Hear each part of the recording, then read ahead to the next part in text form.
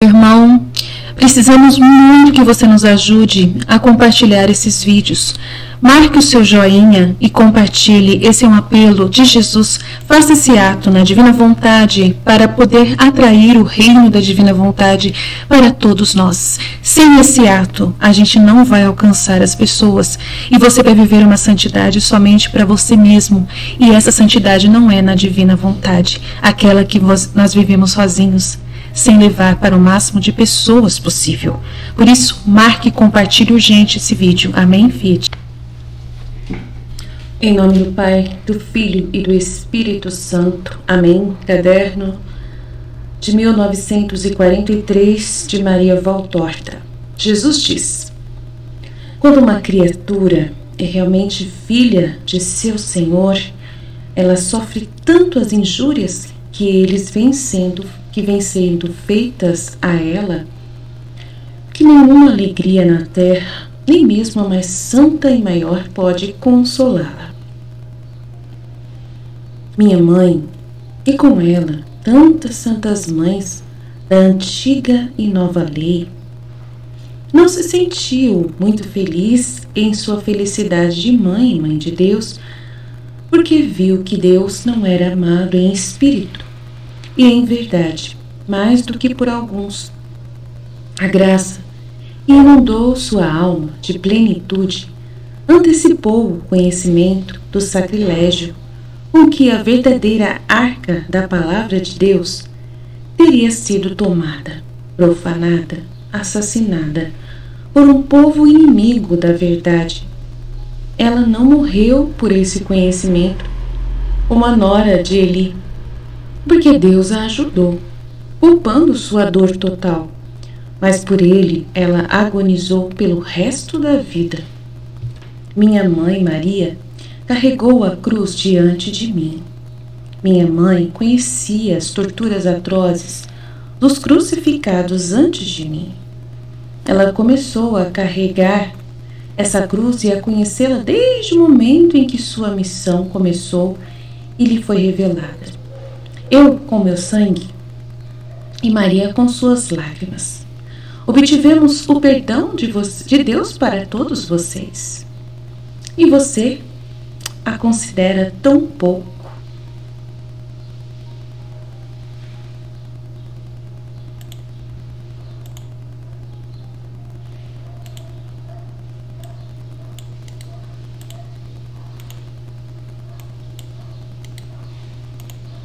As criaturas que amam a Deus com amor verdadeiro sofrem pelas injúrias que são feitas a Deus em seus corações, como se fossem espadas que perfuram o coração e até morrem por Deus, vítimas cujo holocausto é como um incenso aromático que perfuma o trono do Senhor e como água que lava os defeitos da terra. Se você voltar para Deus, então, de todo o seu coração, livre-se dos deuses estranhos, prepare seus corações para o Senhor e sirva somente a Ele. E Ele os livrará das mãos dos filisteus, diz o livro. Culpado, ferido pela justiça divina, não é suficiente. Diz o livro, para ser salvo, o sacrifício inocente de quem morre de dor por ver seu Deus ofendido, e o culpado, ferido pela justiça divina, não é suficiente para que um povo seja salvo. É necessário que todo o povo volte para o Senhor. Eu disse, não aqueles que dizem Senhor, Senhor, mas aqueles que fazem as obras que eu digo que fazem, serão ouvidos e entrarão no meu reino. Então, você faz as obras que eu mando você fazer para o seu próprio bem? Não. Este povo me honra com os lábios, mas seus corações não estão comigo. Não sou eu quem reina em seus espíritos. A posição é ocupada por divindades enganosas que o arruinam. Então não sou eu, Jesus, quem tenho reinado em seus espíritos. A posição, essa posição de reinado, está sendo ocupada por divindades enganosas que arruinam você e você não tem sabido se livrar delas. o seu orgulho que impede que o seu coração se quebre de dor por ter ofendido a Deus e espreme na dor a água das lágrimas que limpa. Sua incontinência diante dos estímulos da carne impede que pensamentos puros saiam do seu coração. A tua dureza impede o teu coração de ser misericordioso, e quem não tem misericórdia não recebe misericórdia de Deus. Quantos deuses você tem em seu coração em vez do verdadeiro Deus? E por isso não posso livrá-lo das mãos dos filisteus, libertá-los deles com a plenitude da libertação. Um de seus inimigos cai, mas dois ressurgem. Talvez eu seja injusto. Não, você faz o mesmo. Você se tira um vício do seu coração, mas coloca outros 73 no lugar. O 7 vezes 7, 3 vezes 7, está escrito aqui. Ó crianças, que me obrigam a castigá-los, para castigar a todos vocês, porque para castigar um povo que caiu no triplo e cétruplo pecado, devo castigar também os santos que estão entre eles.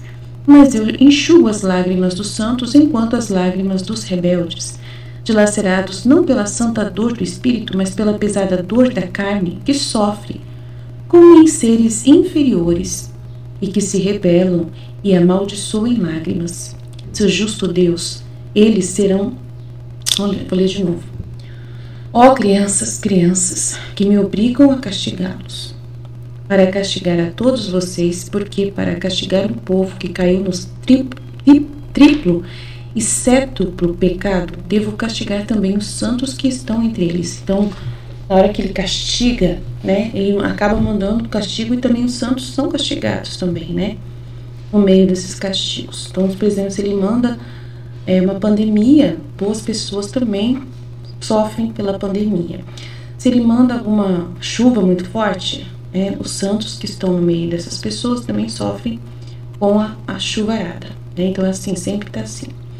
Mas eu enxugo as lágrimas dos santos, enquanto as lágrimas dos rebeldes, dilacerados não pela santa dor do espírito, mas pela dor da carne, e sofre como em seres inferiores. Então, a dor do espírito é a dor do arrependimento. Falar assim, a culpa foi nossa, né? Essa chuvarada destruiu a minha casa. Ai, meu Deus.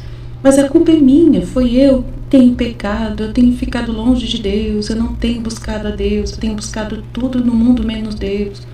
As pessoas não têm essa dor, né, do espírito, mas elas sentem somente a dor da carne. Ai, minha casa, meu Deus, meu carro, ai, meus móveis. Então a pessoa chora pela dor da carne. E aí todo mundo acha que tá tudo certo, não tem nada de errado a pessoa chorar pela dor da carne, né? Todo mundo vai concordar, tá certo, ela tá certa. Quem vai falar alguma coisa? Ninguém, né? Mas é Deus quem olha os corações. Os santos que vão perder a casa e falam assim, não, eu aceito. Eu sei porque pra glória de Deus isso. As lágrimas dessa pessoa consoladas por Deus. Mas essas pessoas rebeldes ficam dilacerados em vez de ser pela dor do espírito, mas sim é pela pesada dor da carne, que sofre como em seres inferiores que se rebelam e amaldiçoam em lágrimas. Seu justo Deus, que mandou o castigo, mas era justo. Eles serão então exterminados pelo sopro dos demônios. Misericórdia. E asseguro-vos que o fogo que agora vos queima, descendo do alto sobre as vossas máquinas do inferno, não é nada comparado com a chama que vos envolverá com o pior momento, que é nunca ver o vosso Deus. Asseguro-vos que o fogo que agora vos queima, descendo do alto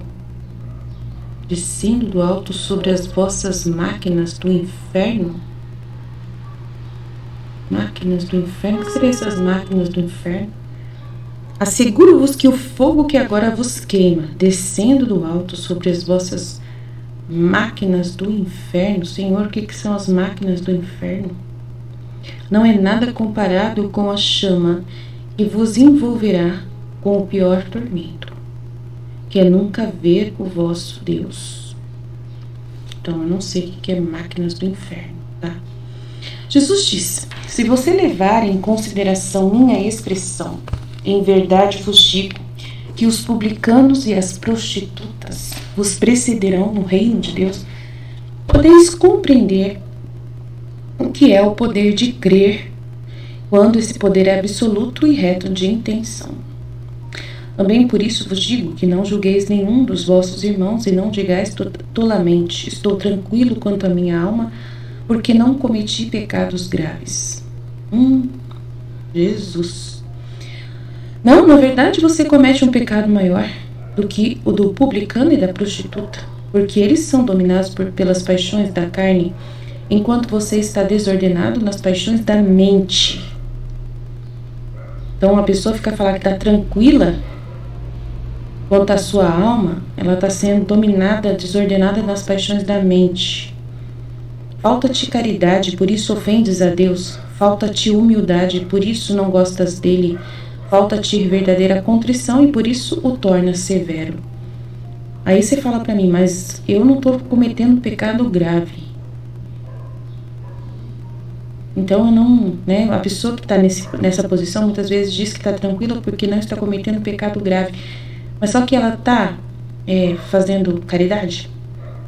Ela está amando a Deus? Ela está curando seus irmãos, né, ajudando a curar seus irmãos? Ela está sendo um instrumento de Deus para os irmãos? Ou só está vivendo para evitar os pecados graves? Porque uma pessoa que vive na terra só evitando pecados graves não quer dizer nada, né? Não quer dizer nada. É um nulo. Jesus fala que é nulo.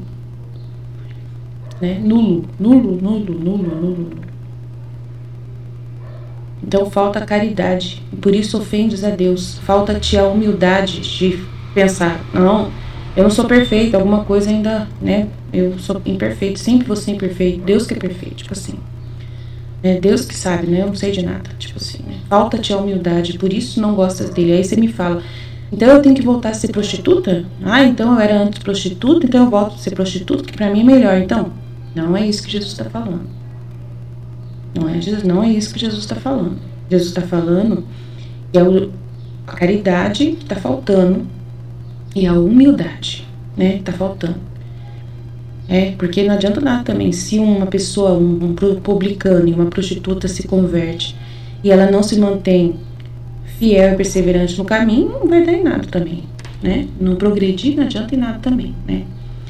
O pobre publicano, a pobre prostituta, que por tantos motivos foram levados a sê-lo, quando encontram mulher de Deus, creem nele e vão a ele com toda a força da fé, do amor, da humildade, do arrependimento, e então não é apenas uma lavagem superficial, mas é uma saturação do meu poder que os cura e os torna heróis. No caso aqui, é o caso da caridade, porque o Mateus é o publicano, a prostituta é a Maria Madalena, e os dois se tornaram grandes discípulos, né? Um apóstolo e outro, um grande discípulo de Deus. Então perseveraram. Mas você, tão poucos de vocês são capazes de permanecer firmes em sua fé em seu Deus. Veja, Maria, como a neve que cai em flocos das nuvens, assim as almas caem por falta de fé. E se antes era uma nevasca lenta, agora se repete cada vez mais como uma tempestade. Pobres almas, eles teriam tanta necessidade de acreditar para salvar algo de seu espírito já tão ferido. Em vez disso, eles não sabem mais como acreditar, e então, no que eles acreditam? Se eles não acreditam em mim, meu eterno, viver sem fé é impossível. Então vamos ler de novo. Mas você, tão poucos de vocês são capazes de permanecer fiéis em sua fé em seu Deus. Ser fiel. Converteu? Então tem que ser fiel. Veja, Maria, como a neve que cai em flocos das nuvens, assim as almas caem por falta de fé. E se antes era uma nevasca lenta, agora se repete cada vez mais como uma tempestade. Então são muitas almas, muitas almas. Pobres almas, eles teriam tanta necessidade de acreditar para salvar algo de seu espírito já tão ferido. Em vez disso, eles não sabem mais como acreditar. E então, No que eles acreditam, se eles não acreditam em mim, eterno? Viver sem fé é impossível. Quem não acredita em Deus, no Deus verdadeiro, necessariamente acreditará em outros deuses. Quem não acredita em nenhum Deus, acreditará em ídolos, acreditará em carne, acreditará em dinheiro, terá fé na força das armas, mas em última análise, você não pode ficar sem acreditar em alguma coisa. A escuridão da alma definitiva é aquela que não tem fé nem em nada, absolutamente em nada, nem humano e nem sobre-humano. É por isso do que a escuridão que envolve o cego. Essa é a pior escuridão que envolve o cego. Só lhe resta matar a alma e o corpo com morte violenta. É a pessoa que já não acredita em mais nada também. Aí pegou. Se não acreditar em Deus, mas também não acredita no ser humano mais. Não acredita mais na política, não acredita mais na força das armas, não acredita mais em nada. Então morreu de vez. Quando Judas não acreditou mais em mim, nem na satisfação do dinheiro, e nem na proteção, né, da lei humana lá, porque ele achou que tinha feito uma coisa boa para o Sinédrio, aí ele se matou. Remorso pelo crime? Não, ele não se matou por remorso do crime. Se fosse isso, ele teria se matado imediatamente depois de perceber que eu sabia. Mas não então, nem depois do beijo infame e do meu carinhoso cumprimento. Nem então, nem quando viu que me cuspiam, me amarravam, me arrastavam entre mil insultos. Só depois de ter entendido que ninguém o protegia, a pobre lei humana que muitas vezes cria ou instiga o crime, mas depois se desinteressa de seus executores e cúmplices. Então ele estava com medo. Ele estava com medo de ser morto pelos apóstolos. Ele estava com medo, entendeu? Então não tinha ninguém para proteger ele. Ninguém falou assim, vem aqui que a gente vai proteger você. Na hora que ele foi lá, ele acabou tendo que devolver o dinheiro. Que trataram ele como um nada, né? Os caras do Sinédrio lá trataram ele como um nada. E aí ele jogou fora o dinheiro lá na cara deles e ele viu que ninguém ia proteger, ele estava perdido. Não, ele ia ser morto, imagina. Ia ser morto. Aí ele se desesperou totalmente. Ele não podia confiar em mais ninguém. Que coisa triste, misericórdia. Então, se ele tivesse remorso, ele tinha assassinado, ele tinha suicidado, né? Por causa de ter ficado triste. Não poder aguentar de ver Jesus morrer. Mas não foi por causa disso. Ele nem ligou para Jesus. Já pensou? Só depois de ter entendido que a lei não o protegeu, a pobre lei humana, que muitas vezes, nossa, eu nunca imaginava uma coisa dessa. E o Judas pensava que o Sinédrio ia protegê-lo. Nossa, nunca imaginei isso, nunca tinha entendido isso. Uau, mais uma revelação sobre Judas, meu Deus do céu. Se fosse isso, ele teria se matado imediatamente depois de perceber que eu já sabia. Porque na hora da ceia, Jesus mostrou que sabia, né? Quem era o traidor e ele percebeu. Mas não então, nem depois do beijo infame e do meu carinhoso cumprimento. Nem então, nem quando viu que me cuspiam, me amarravam, me arrastavam entre mil insultos, só depois de ter entendido que a lei não protegeu, a pobre lei humana que muitas vezes cria ou instiga o crime, mas depois se desinteressa de seus executores e cúmplices, e se necessário se volta contra eles e depois de tê-los usado, os faz mudos, para sempre reprimindo-os, e só depois de perceber que o poder e o dinheiro não alcançavam ou eram mesquinhos demais para fazê-los felizes, só então se matou. Eu estava no escuro do nada, ele se lançou na escuridão do inferno. O mundo está se tornando um caos sem luz porque a luz da crença está diminuindo cada vez mais nos corações. Só Deus na causa. É uma morte espiritual que horroriza os espíritos que vivem em mim. Por isso vos digo que se um publicano ou uma prostituta crescem em mim, vos precederiam no meu reino. Porque quem realmente crê em mim vive obedientemente à minha palavra. É só se viver obediente. Hoje em dia as coisas não estão tão simples assim. Hoje uma pessoa se converte, mas ela não muda. Assim, não sei o que acontece. Hoje está difícil as coisas. Se ele é um pecador, ele é redimido. Tem gente que é assim, só para de pecar. Só isso. Falaram para mim parar de pecar, então eu vou parar de pecar. Mas só que não adianta parar de pecar. tem que viver uma outra vida, totalmente diferente, né? Então tem que ver se essa prostituta, esse publicano vai viver outra vida, totalmente diferente a partir daí, né? Por isso vos digo que se um publicano ou uma prostituta crescem em mim, vos precederiam no meu reino, porque quem realmente crê em mim vive obedientemente à minha palavra. Se ele é um pecador, ele é redimido. Se ele não tem culpa, ele é preservado dela. De uma forma ou de outra, eu, perdão e amor, espero que aqueles que creem em mim os coroem de glória. Tomara. 2 de agosto de 1943. Então é 43, nós estamos em 2022. Jesus estava falando disso nessa época de 1943, que chão e chão aconteceu. Imagina, né, hoje, como que a gente pode dizer, né, a fé continua na Terra, como que está sendo? A gente tem que avaliar como está hoje, não é para a gente se desesperar baseado na palavra de Jesus aqui. A gente não pode desesperar. Não, hoje está pior ali, hoje está pior. Eu sei que está ruim, mas a gente não pode desesperar, porque isso é uma coisa muito pessoal de cada um, né? A fé é algo pessoal de cada um.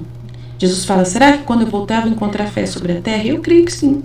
Eu creio por causa da vida na divina vontade. A gente está acreditando por causa disso. Ele prometeu que a vida na divina vontade, os filhos na divina vontade vão conseguir fazer muita coisa. Se a gente não acreditar nisso, então melhor nem continuar vivendo na divina vontade, nem, né, se a gente não acreditar. E aqui ele está falando cavalo torta. As coisas que ele fala cavalo torta são boas, importantes a gente ouvir. Muito importante para a gente se firmar, né? Conhecê-lo bem, como ele pensa e tal, mas não é para a gente ficar desesperado, não. Tem o livro do céu aí, ó. Né? O livro do céu está aí para nos dar esperança. Então, quem não lê o livro do céu vai ficar perdido mesmo. Vai achar que não tem mais jeito, vai se desesperar mesmo, né? 2 de agosto, então vai, isso é certeza. Quem me tem, tem tudo. Então ele confirma tudo que está no livro do céu. Aí ele confirma, eu fico muito feliz, porque confirma o que está no livro do céu. No livro do céu a gente não é nada, a gente não se acha nada, a gente acha que é Deus, que é tudo, a gente não é nada, então não tem por que ficar desesperado, né? Quem me tem, tem tudo. A gente tem Jesus porque a gente está dando a nossa vontade para Ele, trocando a nossa vontade pela vontade dEle. Eu, pelo menos, estou fazendo o meu possível, mas eu sou imperfeito, como qualquer outro ser humano. A gente sabe que é Deus quem faz as coisas, a gente não faz nada. Mas é em nome dEle, é pela fé nele que a gente vive, né? Quem me tem, tem tudo. Você não terá mais fome ou sede, de acordo com a minha promessa. Porque você acredita em mim, verdade? Não estou falando da fome e da sede do pobre corpo, tá? Do corpinho seu. Não, falo da fome e da sede do seu coraçãozinho, da sua alma, do seu espírito. Então, o livro do céu nos alimenta, com certeza, o nosso espírito, né? E o livro da Valtorta também, os livros da Valtorta, o Evangelho, como foi revelado, também nos alimenta bastante. Só o pensamento de que você me tem perto te conforta, te sustenta, te nutre totalmente. Isso é real. Eu não me canso de estar perto de você.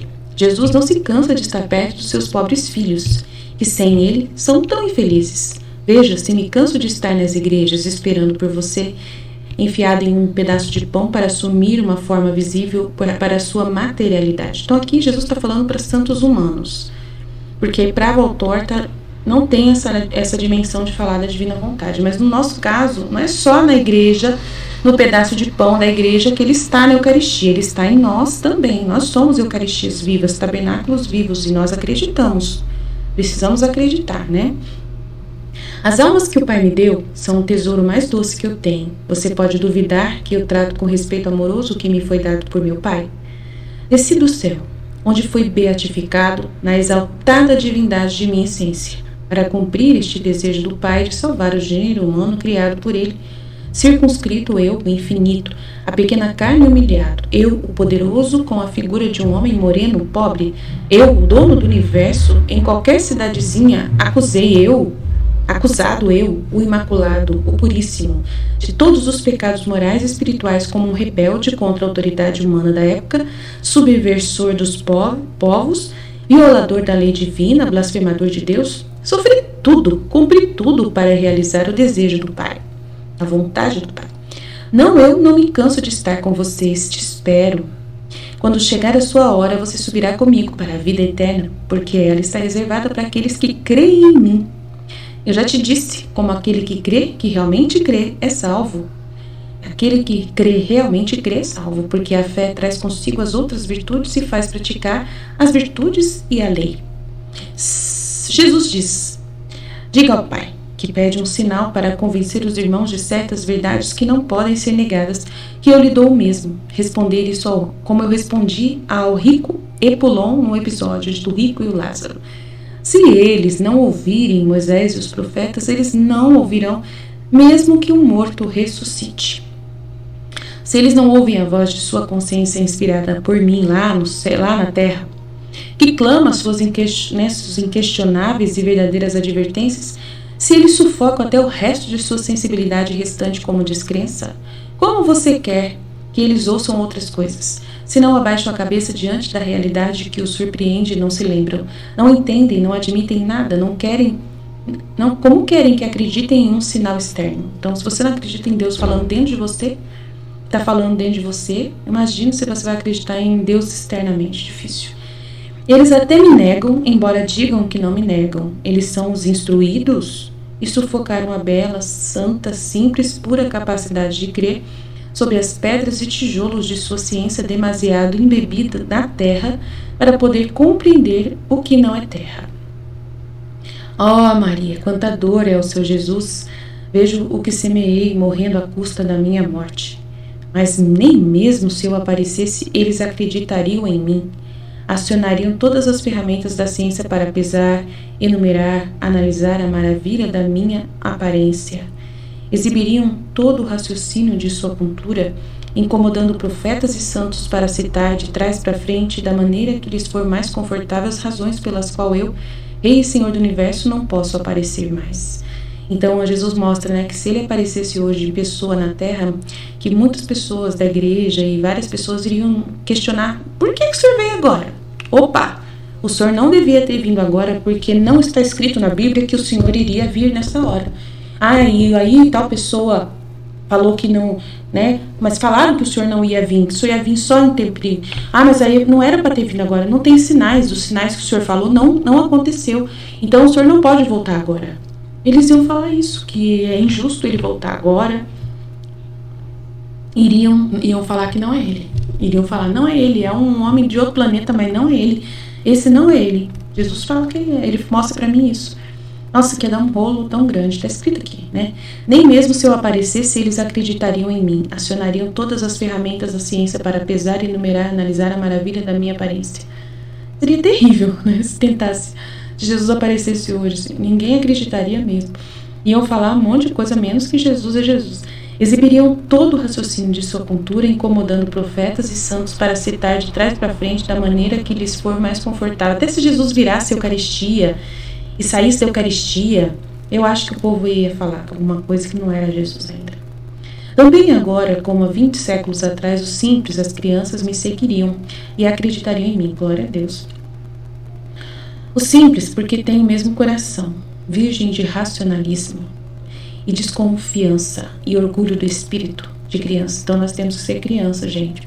Se preparem o coração para ser criança, Acreditem em tudo que Jesus fala no livro do céu. Acreditem, sejam crianças lá, porque no livro do céu precisa ser essa criancinha que acredita sem racionalismo nenhum.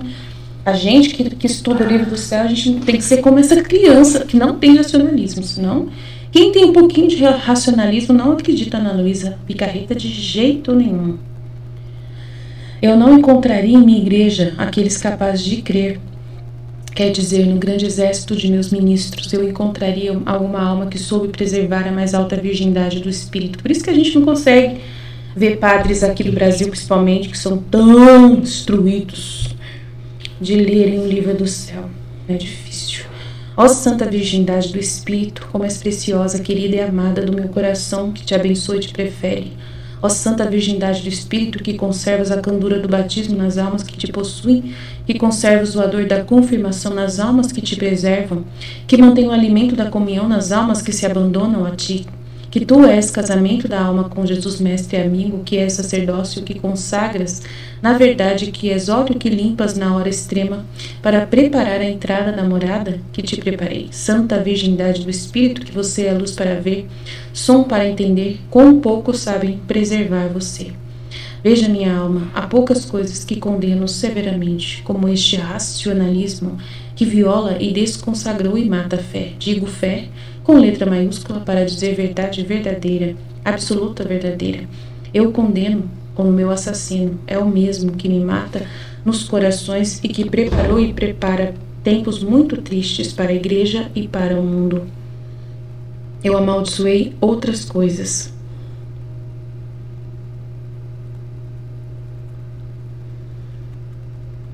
Mas ninguém vai amaldiçoar assim.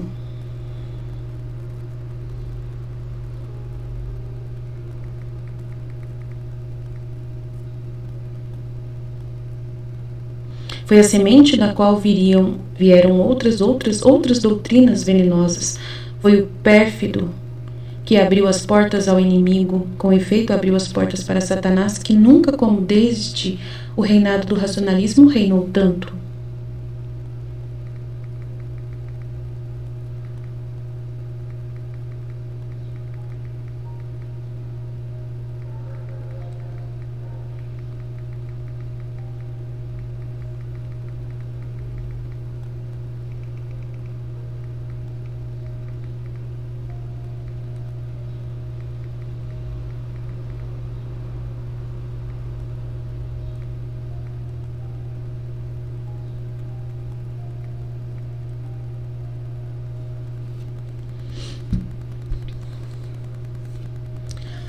Eu amaldiçoei, então vamos lá. Veja, minha alma, poucas coisas que condeno severamente, como este racionalismo que viola e desconsagra e mata a fé. Digo fé com letra maiúscula para dizer verdade verdadeira, absoluta verdadeira. Eu o condeno como meu assassino. Olha, o racionalismo hoje é o assassino de Jesus. É o mesmo que me mata nos corações e que preparou e prepara tempos muito tristes para a igreja e para o mundo. Eu amaldiçoei outras coisas, mas ninguém vai amaldiçoar assim. Foi a semente da qual vieram outras doutrinas venenosas, o racionalismo. Foi o pérfido que abriu as portas ao inimigo. É a vontade humana, né? Com efeito, abriu as portas para Satanás, que nunca, como desde o reinado do racionalismo, reinou tanto. A vontade humana, né? Perversa. Mas é dito, quando o Filho do Homem vier, ele não encontrará fé nos corações. Deus me livre, tem que encontrar. Por causa da divina vontade, vai encontrar sim. É por isso que o racionalismo faz o seu trabalho. Eu vou fazer o meu. Então Jesus fez, mandou a Luísa Picarreta. O livro do céu para nós. Bem-aventurados aqueles que, ao fecharem as portas ao pecado e às paixões, sabem fechar as portas do templo secreto, a ciência que nega, e viver a sós com aquele que é tudo até o fim. Viver a sós.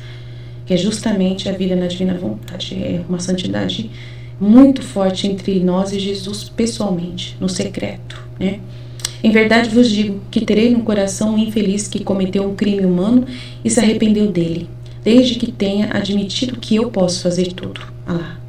Mas terei o rosto de um juiz, por aqueles que, com base em uma ciência humana doutrinária, vontade humana, negam o sobrenatural nas manifestações que o Pai gostaria que eu desse. Tá vendo? Ele quer pessoas simplesinhas, que admitem que Deus que sabe fazer todas as coisas, a gente não. Um surdo nascido não pode ouvir, certo? Aqueles cujos tímpanos estão rompidos pelo infortúnio não pode ouvir, pode. Só eu podia ouvi-los com o toque de minhas mãos, fazê-los ouvir com o toque de minhas mãos. Mas como dar ouvidos a um espírito surdo? Ele pode ter ouvido no corpo, mas é surdo se esse espírito não se deixa tocar sobrenaturalmente pelo Espírito Santo. E essa pessoa fica pensando pela ciência, pelo escrito, por ter que estudar, pelo que está escrito a letra ali. Tem que estar escrito, tem que estar no magistério da igreja, tem que estar na Bíblia, tudo bem direitinho, literalmente, bem explicado, muito certinho, tem que estar muito bem feitinho. Essas pessoas são assim. Então, eles não acreditam em mais nada além do que está ali. Jesus pode aparecer hoje que não adianta nada, aquilo que ele falou, pode aparecer que não adianta absolutamente nada. Em relação às perguntas do pai sobre o antagonista final, que é o anticristo, o padre está perguntando para Valtorta sobre o antagonista final, sobre o anticristo. Deixemos o horror envolto na sombra do mistério. Então acho que é o padre da Valtorta que fica perguntando muito sobre o anticristo. É inútil você saber certas coisas. Seja bom e suficiente, padre.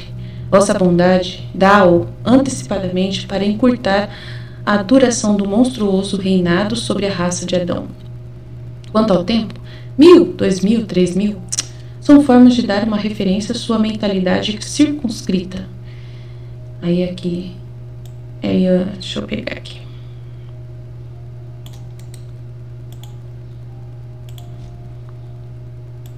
Circunscrita. Tão cruel é a soberania bestial do anticristo, filho não do querer da carne, mas do demônio, mas de querer da alma, que atingiu o ápice e a profundidade da autoabsorção com Satanás. E cada minuto será um dia, que cada dia será um ano.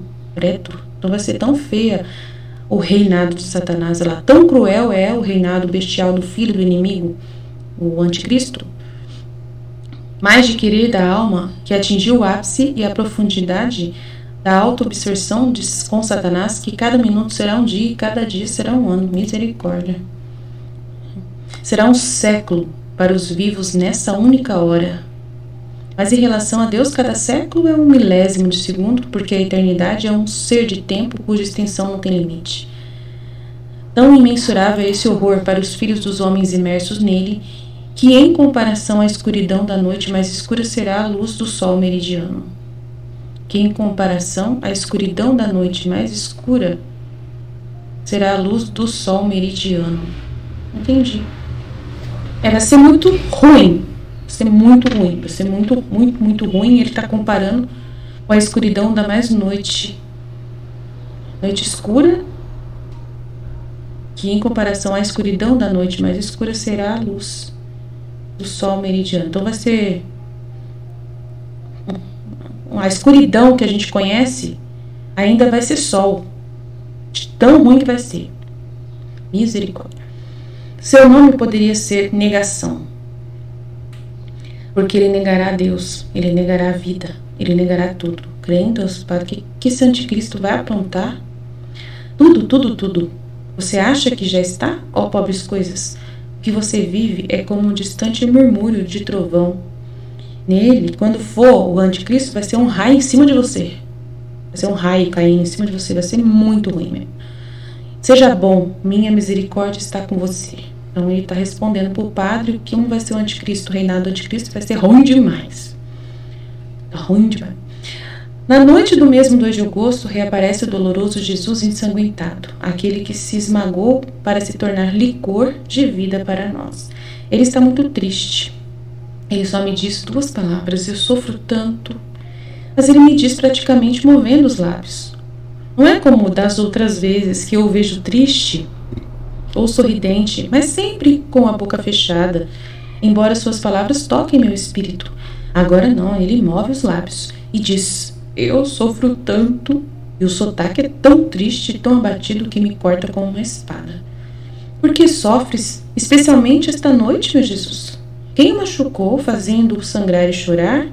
O que posso fazer para fazê-lo sorrir, meu Jesus? Entendo que é uma falta grave, não sei por quem ou onde foi cometida esta noite e não entendo mais nada. Hoje pude rezar pouco, ocupada com os deveres de hospitalidade, mas a caridade para com os peregrinos é sempre oração, certo? Então não acho que ele sofra por causa de mim, e isso me tranquiliza. 3 de agosto, manhã. Eu estive com Jesus em tortura. Esta noite eu pensei que tinha que morrer de asfixia. Que sofrimento! Por sorte, houve quem me ajudou. Olhar para o sofrimento deles me deu coragem para sofrer. Terá a minha agonia servido para consolar o meu Jesus? Se tivesse dado certo, eu gostaria de sofrer todas as noites para enxugar suas lágrimas e não ouvir mais aquele lamento, dito com tanta dor. Eu sofro tanto. Jesus falou para ela: eu sofro tanto. Ai, meu Deus. Meu Deus, me ajuda a ter mais sensibilidade quando o Senhor faz isso. Mas eu sofro, gente. Eu tô sofrendo demais. Nossa, esses dias eu tô muito triste mesmo. Ai, Senhor. 4 de agosto. Jesus diz: perder a vida, grande desgraça para o homem que vive de carne e osso. Não é uma perda, mas um ganho para o homem que vive pela fé e pelo Espírito. É por isso que eu disse: não tem mais aqueles que podem matar o corpo. Estou com os inocentes mortos por qualquer causa de crueldade humana. Estou com os mártires como com os soldados. Estou com os oprimidos sob o jugo familiar que chega ao crime. Como com os oprimidos com meios amaldiçoados por mim em guerras sacrílegas e ferozes. Eu digo sacrílego. E o que mais eu poderia dizer? Não é uma violação da minha lei agir com arrogância, usando e abusando da força por motivos de orgulho humano, que tem como resultado a destruição de vidas e consciências? E que templo maior do que o coração do homem criado por mim, onde devo habitar? Mas pode o Deus da paz habitar onde há pensamentos de guerra? Habitar onde, sob a égide da guerra? Homem permitir licenças culpadas, morar onde sob a explosão da guerra a fé morre e é substituída pela não-fé. A esperança morre e é substituída pelo desespero, a caridade morre e é substituída pela ferocidade, e a oração morre e é substituída pela blasfêmia. Não são profanações de um coração? E quem profana não comete sacrilégio? É por isso que eu disse: não tem mais aquele que mata o corpo e não pode fazer outra coisa. Consolo os injustamente mortos na hora do julgamento. Isso é garantia de que depois dessa hora vem a luz que beatifica. Mas eu lhes digo: temei aquele que depois de tê-lo matado pode jogá-lo na hiena. Matar como? Matar o quê? Sua alma e seu espírito. A alma, que é a arca santa, o tabernáculo que contém o espírito, que é a gema retirada pela mão de Deus dos imensos tesouros do seu ser para colocá-la dentro da criatura. Um sinal de que não pode ser negado de sua origem dos meus filhos. Um sinal que não pode ser negado de sua origem tirar dos meus filhos. Como sangue nas veias, o espírito está dentro de sua carne. E como o sangue dá vida à carne para viver os dias da terra, assim o espírito dá vida à alma para viver os dias que não têm fim. Portanto, a perda sem limite de medida é a do espírito e não de um pouco de carne. Não há crime maior e mais condenado por Deus do que matar um espírito, privando-o da graça que o torna filho de Deus. Assim, como uma criança cresce, se forma no ventre da mãe, atingindo a idade perfeita da vida intrauterina, nutrida por órgãos que a mantêm em contato com os órgãos nutricionais da mãe, assim também aquele que sabe viver a vida do espírito e conservar o espírito é como uma criança em meu ventre e cresce e atinge a idade perfeita da vida dentro de mim, recebendo alimento e força de mim. Não te dá alegria e segurança pensar que vives de mim, em mim, para mim, comigo? Aquele que deixa o inimigo matar seu espírito torna-se seu cúmplice. Nossa! Aquele que deixa o inimigo matar seu espírito torna-se seu cúmplice. Este abriu com as suas próprias mãos o saco em que o maldito encerra a tua alma, tá vendo? Privando-a primeiro da luz, depois da vida, mergulhando-a no seu abismo infernal, do qual não pode sair e sobre o qual pesa a maldição eterna, a de Deus. E poderei eu que digo não matar, e condenar a matança de uma carne, não condenar aqueles que matam o espírito? Sobre quem, certo? Sobre você, porque você tem a vontade, e se você não quiser, o inimigo não pode. É por isso que vocês são aqueles que matam seu próprio espírito. E sobre quem mata o espírito, em verdade, vos digo que com uma justa e terrível cólera ressoará a minha voz de um pai desertado por um filho, de um rei defraudado por um súdito, para pronunciar a palavra de condenação. Portanto, em seu sofrimento, tenha certeza, através da carne que morre, seu espírito cresce cada vez mais como vítima do amor. Ele se alimenta da morte de seu corpo, como será belo o dia em que, quebrando o vaso de barro do terreno, o teu espírito brotará livre e forte para a glória eterna de Jesus no céu. Então, para não se importar com o corpo, não se importar de ficar doente, não se importar de passar alguma violência, não se importar com nada, mas manter o espírito intacto. Na hora que você está sofrendo, quem está em você é Deus. Ele não é que ele te abandona e você fica sofrendo sozinho. Não, quem está em você sofrendo é Deus. Você não tem capacidade de aguentar nada. Deus quem está sofrendo em você. Então, às vezes, parece que você está sendo abandonado, mas não é abandonado. É que ele começa a sumir você no lugar. Ele fica no seu lugar na hora que você está sofrendo, tá? Aí parece que você que está sozinho, mas não tá. É ele que está no seu lugar. Tanto que no filme da cabana, o pai falou pro rapaz, né? Ele perguntou: cadê você? Na hora que Jesus estava lá na cruz, meu Deus, por que me abandonaste? Aí ele mostrou a mão assim, ó. Ele falou assim: onde eu estava? Eu estava lá, junto com meu filho. Eu também fui crucificado. Então, o pai estava naquele momento morrendo junto com o filho. Estava lá com o filho, naquele exato momento, na cruz. Então, ele não abandonou Jesus. Ele estava preso na cruz junto com Jesus, morrendo junto com o filho. E às vezes morrendo mais rápido ainda do que o filho, né? Porque eles são um só. Então estava morrendo. Incrível, né? Nós somos um só com Deus também. Quando nós estamos morrendo, Deus está morrendo também, né, em nós, nesse momento. Está sofrendo, né? Morrendo na sua carne, a carne que somos nós, que é carne dele, né? Modo de falar. É isso aí. Amém, Fiat.